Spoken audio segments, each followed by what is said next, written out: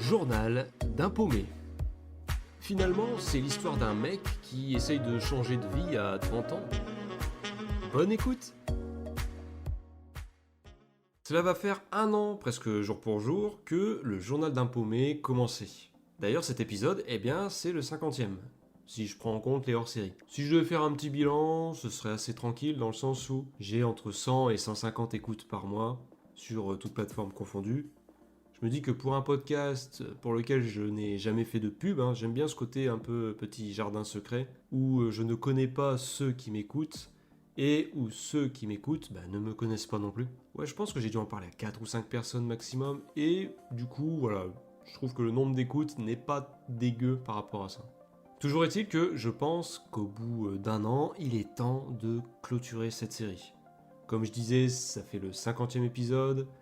Je pense que la redondance ne va pas tarder à se pointer, si ce n'est pas déjà le cas. Dans la majorité des tournages, je suis acteur de complément, donc je me dis que j'ai peut-être aussi fait le tour de tout ce qui était figuration, etc. Enfin, j'ai fait le tour des choses qu'il y avait à raconter. Il y a toujours des petites anecdotes qui sont là, mais dans les grandes lignes, c'est toujours un peu la même chose. Je suis toujours dans ma quête, toujours à postuler pour des tournages, etc. On va voir ce que l'avenir réserve parce que je laisse aussi la possibilité à ce qu'une autre voie puisse s'ouvrir par la suite, qui entamerait un nouveau chemin, on va dire, ouais, c'est ça. Depuis le début de ma disponibilité, j'ai pu me faire un réseau, ça c'est cool, mais je ne sais pas encore si ça va pouvoir porter du fruit sur le long terme. Et si ça va me permettre d'avoir une stabilité un peu plus prononcée.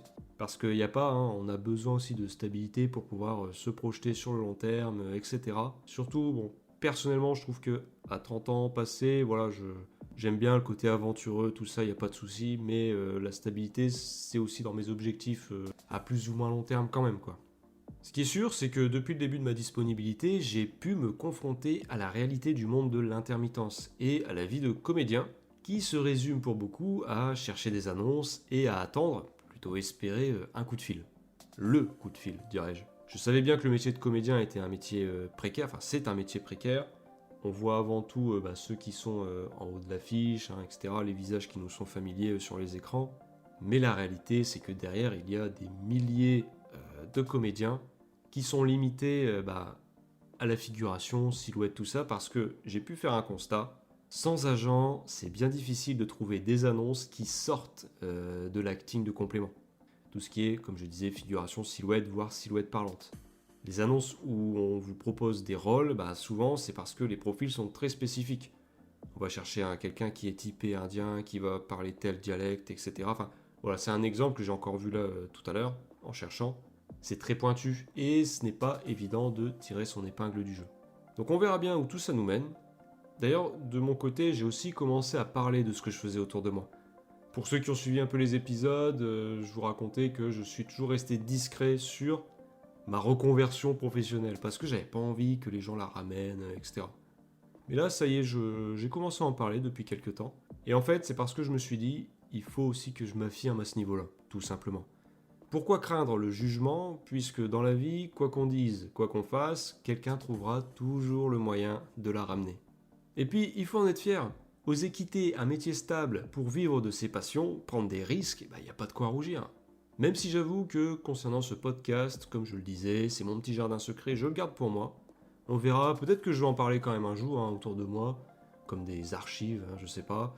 Peut-être pas, ça, on verra, je n'en sais rien du tout. D'ailleurs, concernant les podcasts, j'ai beaucoup aimé l'exercice que ça a représenté, et ce serait un plaisir d'en faire d'autres, mais sous un format différent.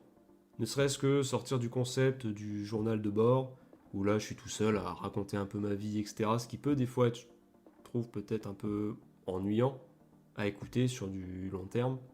Plutôt privilégier un échange entre 2 ou 3 personnes sur différentes thématiques, ou toujours sur le milieu de l'acting, tout ça, parce que, comme je disais, j'ai pu rencontrer quand même pas mal de personnes, et c'est vrai que les discussions que j'ai pu avoir avec elles, je me dis ça pourrait être intéressant des fois de les partager. On verra bien. L'idée reste à creuser, je ne garantis rien là-dessus. D'ailleurs, le journal d'un paumé reste en ligne parce que, pour vous expliquer rapidement, l'hébergeur qui me permet de diffuser ce podcast me donne la possibilité d'archiver cette émission une fois qu'elle est terminée et du coup elle reste disponible sur les plateformes. Donc ça ne devrait pas disparaître. Merci à vous pour le temps que vous m'avez accordé. J'espère que mes histoires ont pu être appréciées, que ça a pu vous amuser parfois. Je vais éviter les phrases bateau du genre levez-vous pour vivre vos rêves, mais toujours est-il que je vous encourage à croire en votre valeur et à la valeur de votre temps, parce qu'il défile sans qu'on puisse le récupérer. Alors, consacrez-le à des choses qui le méritent. Bon, ça fait quand même phrase bateau, au final.